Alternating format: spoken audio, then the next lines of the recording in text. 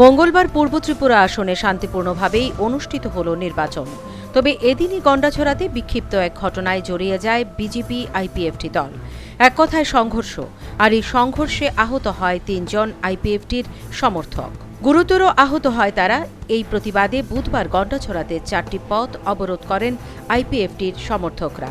এ ব্যাপারে আইপিএফটির এক সমর্থক বলেন, অবিলম্বে দুষ্কৃতীদের গ্রেপ্তারের দাবিতেই এই পথ অবরোধ। বৈঠকে যে সিদ্ধান্ত হয়েছে, আমরা গন্ডাছড়া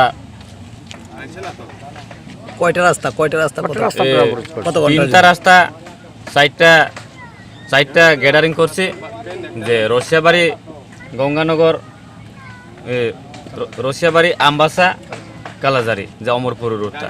এখানে আমরা রশিয়াবাড়ি রুটে পাখিপাড়া এবং বোয়ালখালী, এখানে 2টা গ্যাদারিং, আর কালাজারি রামনগর বাজার আর জগবন্ধু বাজার, ওই জায়গাতে আমরা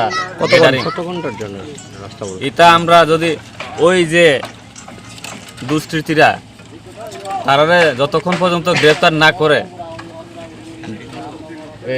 জেল হোজাতে যদি না পাঠায়, ততক্ষণ পর্যন্ত আমরা এই বন্ধ জারি রাখব। পাশাপাশি আইপিএফটির সমর্থকদের তরফেও দাবি তোলা হয়, তাদের যারা আক্রান্ত হয়েছেন এদের সঠিকভাবে পরিষেবা দিতে হবে রাজ্য সরকারের তরফে। ভোটের দিনে গন্ডাছড়াতে বিজেপি দল কেন যে এভাবে হামলে পড়ল আইপিএফটির সমর্থকদের ওপর, তা নিয়েই আরও ক্ষোভ আইপিএফটি দলের। এই ঘটনাকে কোনোভাবেই মেনে নেওয়া যায় না, তাই এই পথ অবরোধ সিদ্ধান্ত নিল আইপিএফটি দল।